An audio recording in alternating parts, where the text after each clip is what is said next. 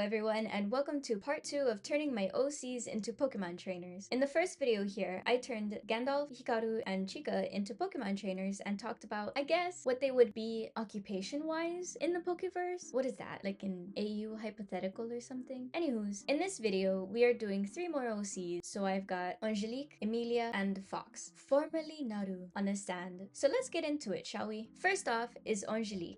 Okay, so those who may not know, Angelique is my porcelain doll OC who has a pretty outgoing and stubborn personality who likes to push her limits. If/when she is injured from doing adventurous stunts, her body is pieced back together with the kintsugi method. I did have a slightly difficult time finding her Pokemon, but read that Smeargle has a tail oozing with paint and thought, what if she has a Smeargle that does the kintsugi for her? Yes, I know, it's not paint, it's lacquer mixed with powdered gold, silver, or platinum, but let's have fun here, yeah? If not that, then maybe her Smeargle paints on the designs on her body, depending on occasion, because canonically, Angelique's designs on her body aren't always the same, because I cannot be bothered with staying consistent. The next Pokemon I added was Sinistra, a matcha Pokemon. How fun is that? I never knew they existed till now. I chose them because they also have kintsugi markings and thought it would be a cute Pokemon for her to have because of their somewhat visual similarities. Since it lives in cool, dark areas, I drew it under the table because I felt like it fit. Also, the tea absorbs life force if drank, but I don't think Angelique has a life force because she's a doll. But what exactly makes her alive? Is she alive? These are questions that will be answered eventually. For now, on to the third Pokemon. Last to add into the illustration is Luxray, such a lovely Pokemon that I feel like fits Angelique's aesthetic a bit color-wise. However, I chose Luxray for 2 reasons. One being, I feel like they would be very good at keeping Angelique's injuries to a minimum, like catching her and carrying her around places to lessen damage to her body. And secondly, they have the ability to see through objects. It dawned on me recently that Angelique could be a detective of sorts, helping people look or uncover things in her universe, so if in the Pokeverse, having Luxray would be incredibly helpful in cases that would need such an ability. Aside from these 3 in the drawing, Angelique would also have Duskull in her team for their ability to pass through walls. Second, I was thinking of Mesprit due to the hearsay of them having taught humans the ability to feel emotions. I felt like it would be fitting for Angelique to have to help her feel and navigate emotions, since she's a doll. But Mesprit is a legendary, so I don't think it would work out. I was gonna have Banette be here because an entity entering a doll concept, but they're gonna be with someone else. So if y'all have an idea for 2 more Pokemon Angelique would have, please by all means help me out. And that's Angelique with her Pokemon. I really love how the illustration came out, especially since I don't usually do dark rooms like this. The mix of blues and oranges just filled me with joy. I also remembered, what is that called? You know when a light is shining on you and then on the edges of like the shadows there's like an extra light? Oh my god, I've watched so many art tutorials of this. That would take me too long to look up, so if you guys remember, please let me know. Next is Emilia. So Emilia is a fairy character of mine. I mostly draw her in her human form though, so that's what we'll see here. She is a fairy who is cursed with the unfortunate ability to decompose any living being/organism with her bare hands. So she keeps enchanted gloves on to keep things peaceful? I guess you could think of Shigaraki from My Hero Academia, except he's able to break down anything solid and can control the ability with like his hands.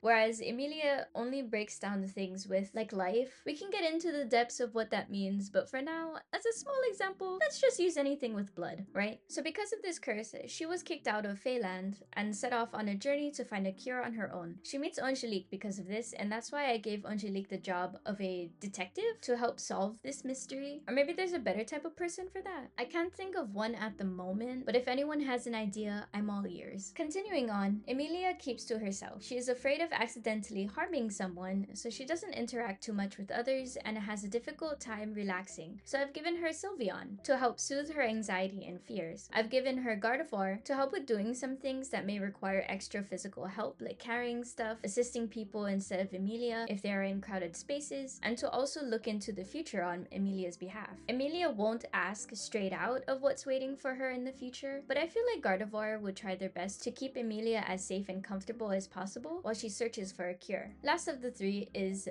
Flabebe. For their ability to draw out and control the hidden power of flowers. All my fairies are flower-based. Emilia's flower is forget-me-nots, so I feel like having a Flabébé around would be quite helpful. Though in the world of Pokemon, I don't think Emilia would be a fairy. I guess she would be... What would she be? I guess a traveler trying to find peace with herself and others.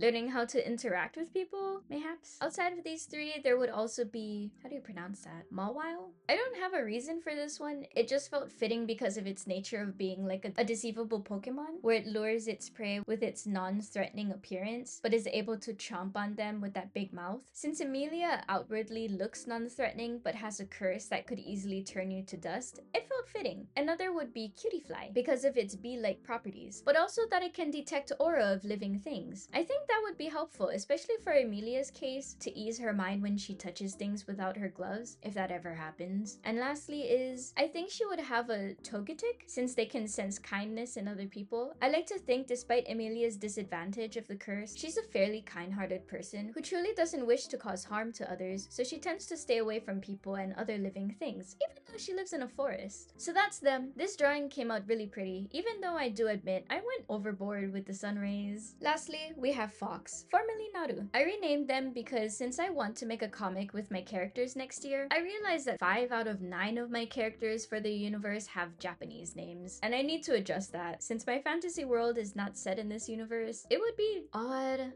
But I also don't know how to make my own names, you know, like my own language, make my own names. Anyways, I should have thought about this better. Also, I thought it would be funny to name them Fox since their 2 assistants are Fox Guardians. I feel like their first meeting would be funny. And also, Fox Mulder from the X-Files. Yeah. Anywho's, Fox is a dark sorcerer that owns an apothecary. Not so much as having umberkinesis, but dark in that they are harboring a dark force, you know? They've got a demon in them, basically. And, like, literally? Anyways, this demon grants them the ability to cure curses, to an extent. The price is they also gotta deal curses, so it's like this is a willing sacrifice for the good of others kind of thing, you know? You gotta pick and choose your battles, I guess. Yeah. With that said, they have Banette, who is a doll-possessed Pokemon who is able to curse others. I felt it would be fitting, and maybe in this case Fox wouldn't have their ability but uses Banette to deal curses. For what reason in the Pokeverse? Unsure at the moment. Maybe they are in team with an evil organization, or they're being forced to do this with something on the line. Who knows? Next would be Murkrow. For obvious reasons, because they are a dark-type Pokemon, that's a crow, and Fox is a sorcerer. You get it? Because witch and crows. Anyways, it would be a lovely companion to Fox in helping them gather supplies and scare off unwanted visitors, if those visitors believe in Murkrows causing misfortune. Last of the 3 is Butterfree. Since Fox is also an apothecary, they need to gather a variety of ingredients for their medicines and the antidotes, so they would need a Butterfree to locate these important goods, and also to use their toxic scales to help create antidotes, or do other things with it. The other 3 Pokemon would be Chandelure. Chandelure? What Chandelure?